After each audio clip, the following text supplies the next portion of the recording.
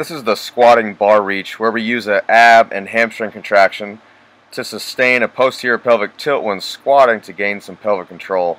So the start position is in standing, 3 points of contact with the feet, big toe, little toe, and heel.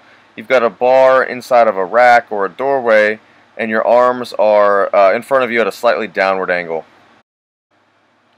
From this point, you are going to bend your knees, and then you're going to posteriorly tilt your pelvis. If you want to think about tucking your tailbone down with your hamstrings or pulling your belt buckle up with your abs, the bowl of your pelvis should face the ceiling or slightly back, and then you're going to actively maintain that posterior pelvic tilt as you squat down, all the way down, and from here you can get a breath in through your nose, exhale all the way, and then maintain that ab contraction on the way up. So you don't want to lose that pelvic position. Again, bend the knees, tilt the pelvis back, and as you descend, you're actively reaching with the bar as well as actively maintaining that posterior pelvic tilt. And notice my back angle doesn't actually change. So this is much different than simply rounding in the bottom of a squat or a butt wink, because this is a controlled position.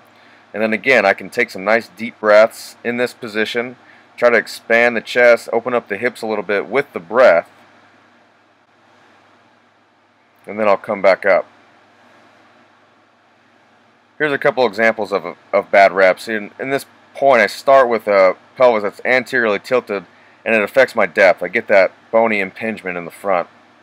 And here's a rep where I start in the correct position, but then I lose my abs, and I let my erectors take over, and I get that anterior tilt, and that's where I get the butt wink at the bottom. So that's not a controlled position. And again, start in the correct position, but then lose the abs and cannot get down. And just here's another example of a good rep.